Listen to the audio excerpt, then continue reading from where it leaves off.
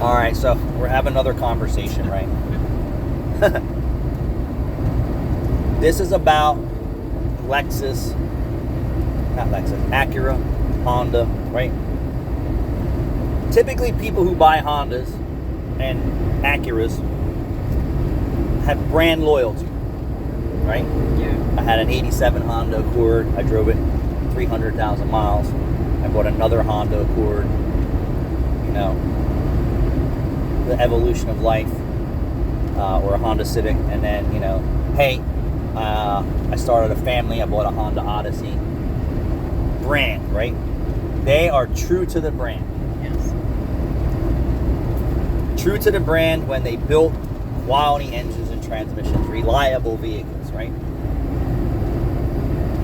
Now you're getting into technology, and vehicles are way more expensive, way more glamorous, supposedly way more reliable. Made with shit parts. Now you fast forward to current present times for Honda and Acura. Their 4-cylinder turbo engines are complete shit. You're lucky to make it 60,000 miles without needing a cylinder head or an engine. Their V6s have internal bearing failure. Loyal to the brand.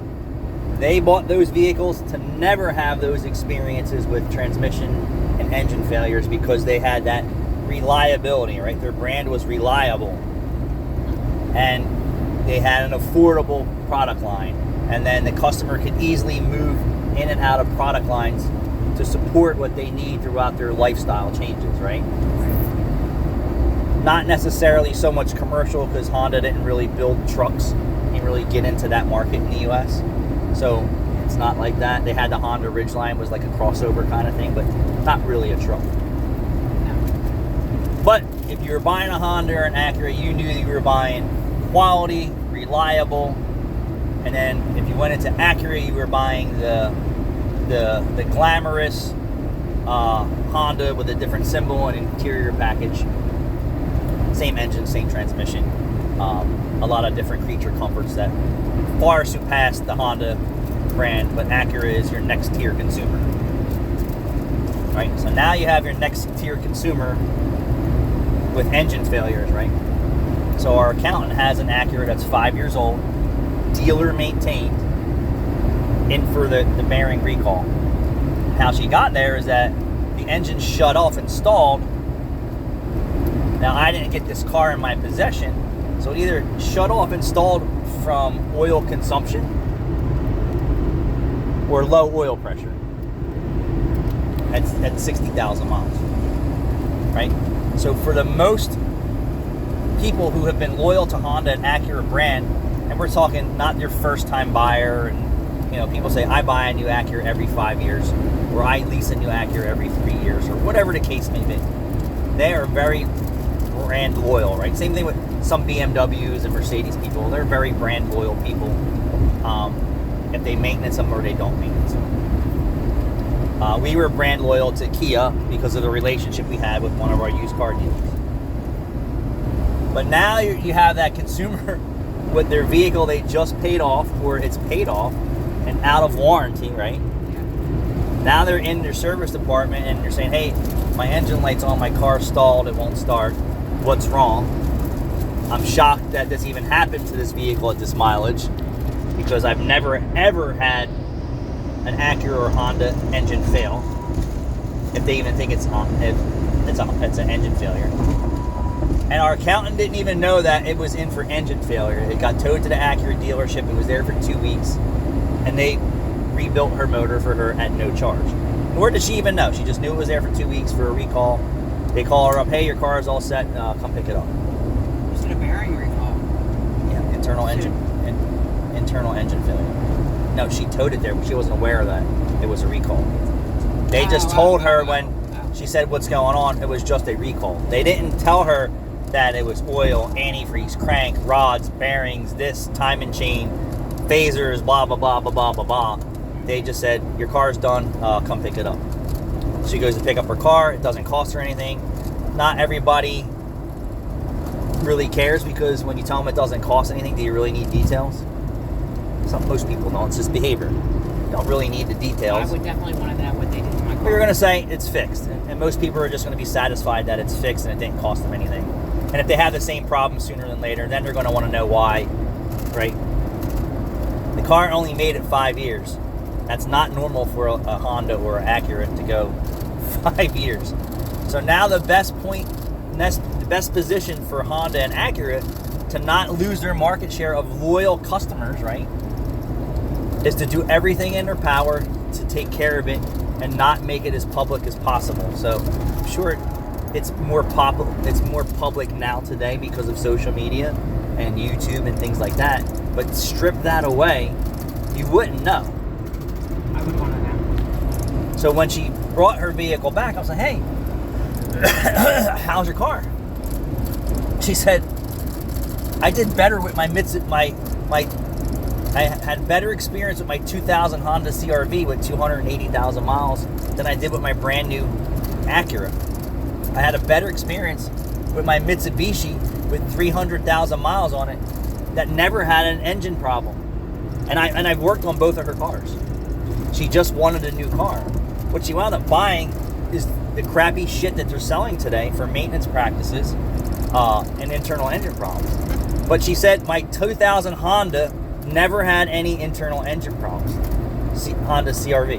My 97 or something like that, Mitsubishi, I forget what it was, may have been an Eclipse. She just got tired of driving it at 300,000 miles that didn't have an engine failure. But she had to have a new Acura, and she thought that she was buying reliability, quality, the stuff that brand says that they are, that they no longer are. But how do they keep that consumer coming back? Well, you have to kind of just say, well, it's okay, it was just a recall and didn't cost you anything, without saying, hey, we fucked up.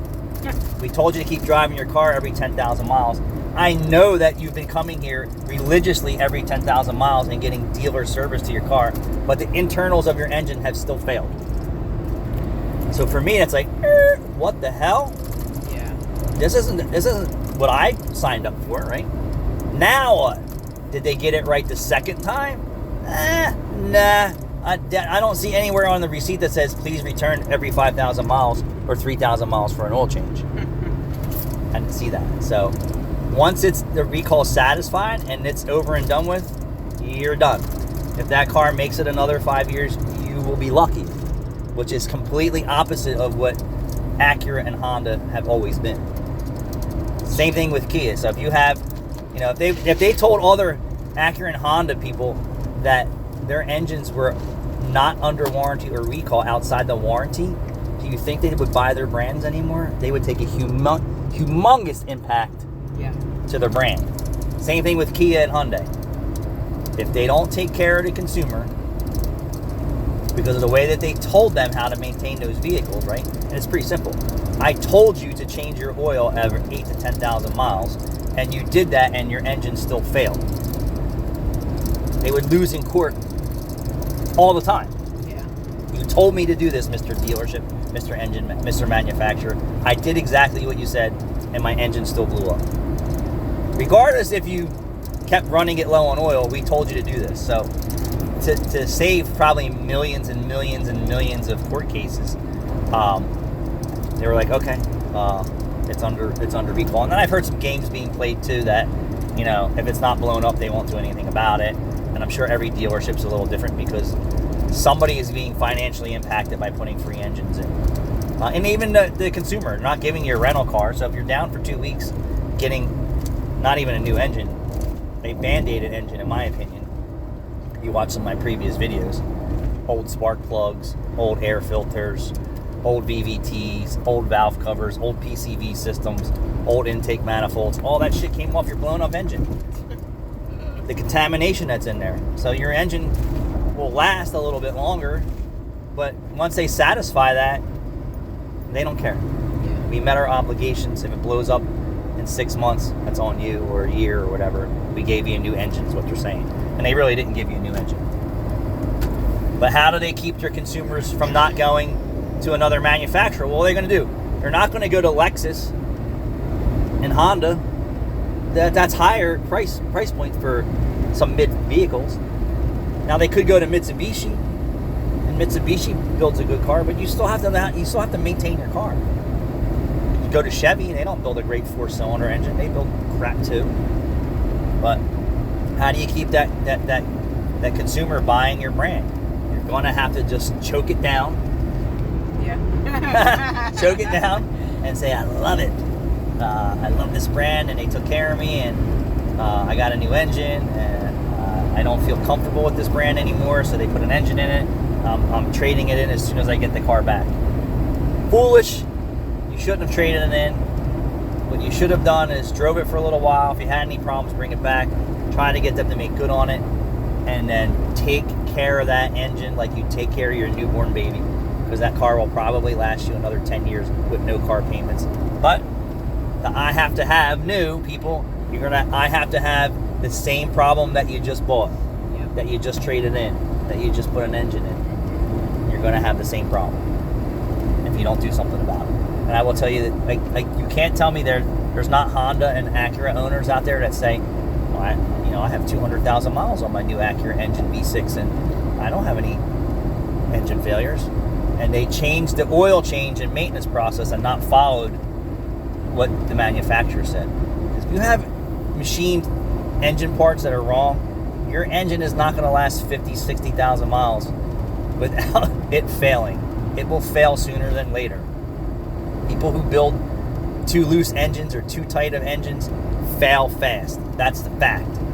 So 5 years on wrong engine tolerances, I don't buy that. I'm going to tell you the crank bearings failed because it was ran low on oil, and that's usually the case.